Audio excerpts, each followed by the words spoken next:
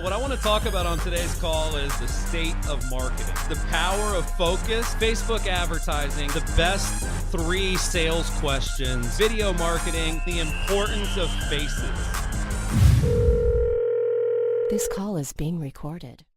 What I want to talk about on today's call is my experience in New Orleans. I actually had a chance to go to New Orleans for my celebrating my 10th year anniversary with my wife. We celebrated a little bit early.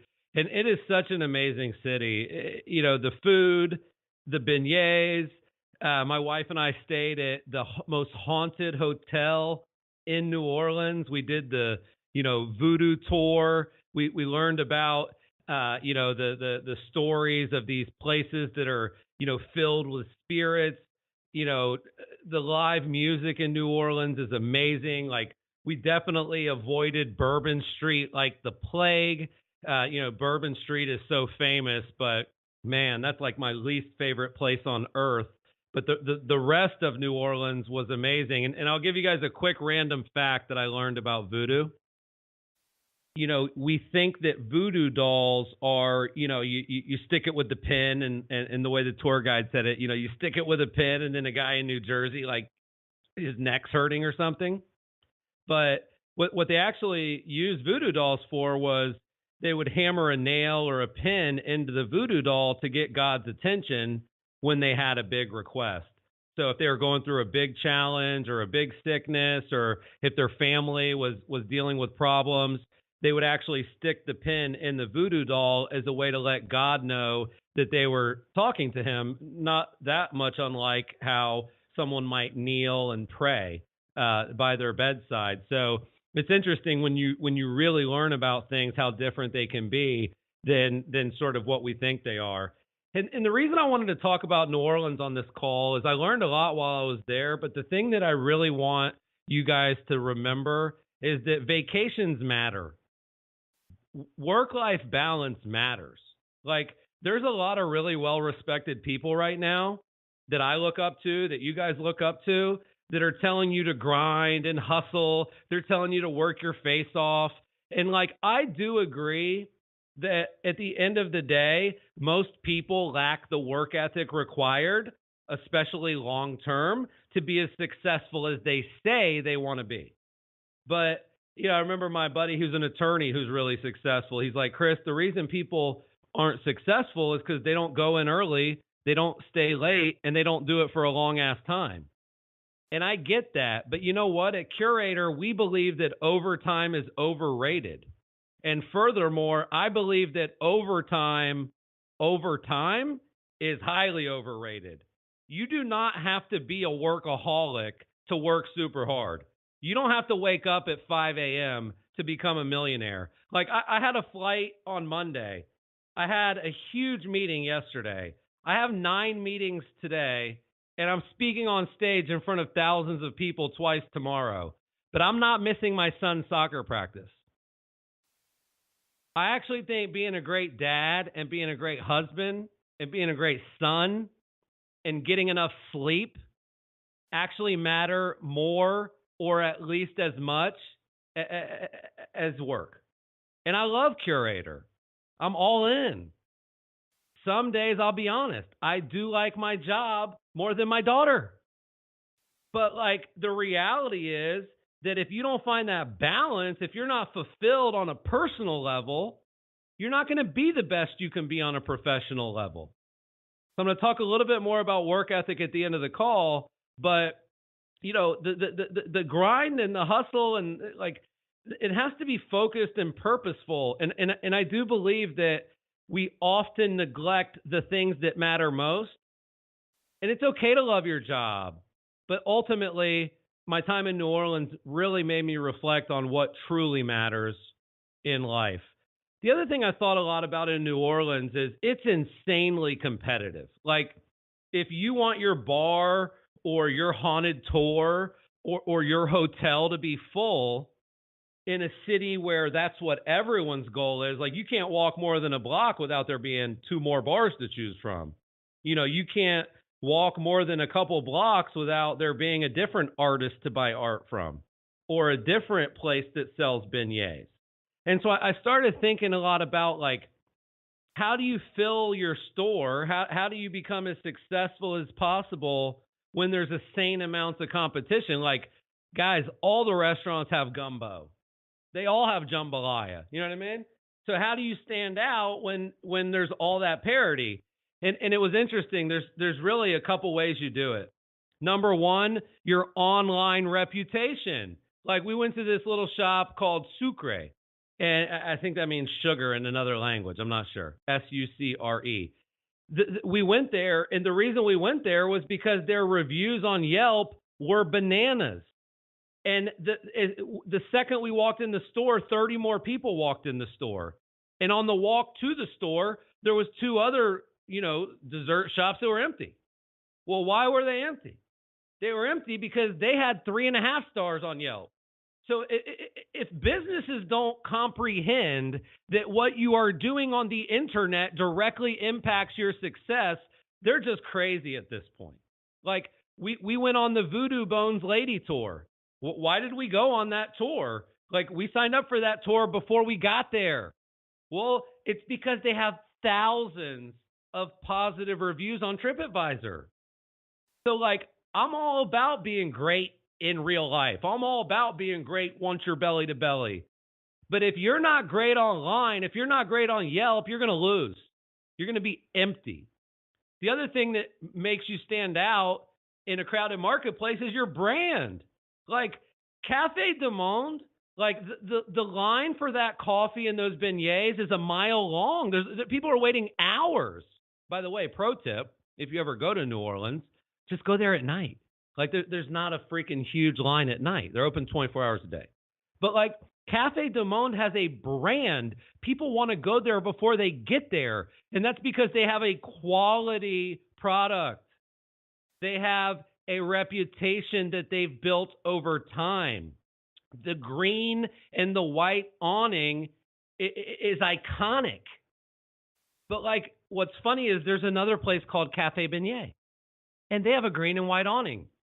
And they were also busy, but they weren't as busy as Cafe du Monde. There's only one best place for something, and that is your brand. The other thing is quality. Like, there's these bands, like, these guys will come out with their tuba, the trombone, the trumpet. They got a drum player. And, like, there's street performers. There's magicians. There's people that'll read your future, right? But, like, when 5 or 6 guys get on the instrument and get on a street corner and start crushing it with an amazing music, like, there was like they stopped traffic. Like, quality always works. Being great at playing your instrument is the best way to get people to listen to it. The other thing is, a lot of the bars, like, you go past a lot of the bars and they don't have any music. And then you go into a bar that has like a 5-piece band of like a semi-famous jazz band that just got back from a tour from Europe. And the restaurant that has the band, the bar that has the band is full, and the bars that don't are empty. And it's funny because I can picture those bar owners going, we can't spend $1,000 on a band. We don't even do $1,000 in sales a night, right? But, like, what they don't understand is that money and numbers follow. They don't lead. That's a quote from Quicken Loans. Like, money and numbers follow quality experiences and investments. If you're not willing to make the right investments, don't be mad when you don't get the right return. Pay for the best band, the bar tab will go up. So it was just fascinating to me how in a city of amazing food, amazing culture, amazing music, trust me, not all those businesses have amazing amounts of money. Most of them are failing. And the ones that are standing out are doing the things that I just talked about. The other thing I really realized, like with Bourbon Street, like, seriously, guys, don't go near Bourbon Street. Like, Bourbon Street for me is what you would think of just mainstream, right? Like, in our industry, you know, there's a lot of competition. There's a lot of repetition. Everybody does this. And we're a big believer in the blue ocean strategy. We're a big believer in the Peter Thiel quote that competition is for losers. and that winners focus themselves on winning and they surround themselves with excellence. They don't eat pizza and frozen daiquiris with people puking on the doorstep. So Bourbon Street is mainstream. Bourbon Street is the status quo. Bourbon Street is where everybody thinks they want to be. And I don't want to be anywhere fucking near Bourbon Street. The other thing I got a chance to do at sort of the end of my vacation and then coming back is I got to spend some time with Jimmy, and he gave me a breakthrough that I wanted to share. And he basically framed it as, you know, what he thinks makes me successful. And it's what I call my biggest advantage in business. And it's something that I hear a lot from you guys. I hear you guys sometimes say, man, I wish I could say it that way. I wish I was allowed to talk to the clients like that. I wish I could keep it real the way you do. And what Jimmy made me realize is that I'm willing to do basically two things. I'm willing to say things that A, are true, and B, others won't. Like, if you're sitting next to me and we're talking and you've got a booger, I'm telling you. I'm not looking at it. I'm willing to tell you, you need to wipe your nose. I'm willing to tell people what they need to hear, and I'm not afraid of their response. And that actually is what helps them grow. That's why they hire us. Like, what you guys think will alienate you will actually attract people to you. It's definitely okay in business to keep it real. That's why people like us. That's why people come to us. So why wouldn't you be that way when you service them, support them, speak to them, coach them, manage them? Like there was I'll give you a real world example of this. One of our clients a day or two ago, she went in our mastermind and she said, hey, which phone dialer should my team use? Should we do the triple line dialer or the 5-line dialer? Should we do Mojo or Vulcan? Should we do, like, you know what I mean? And you know what I told her? I said, how many calls right now does your team make per day? That was my answer. My answer wasn't you should go with the 3-line one. And guess what she said when I said that? She's like, you got me. That's our problem. We're not making any calls. So you're not making any calls, and you think the solution to that is to go get a triple dialer that'll dial more people. No, that is an excuse not to do the real work. This other guy came in the group today. He's like, I saw that they got 700 leads, but, how many had a phone number? It's like, dude, are you new? Because if you've been with us for a while, you wouldn't even ask that question because your business would have doubled or tripled.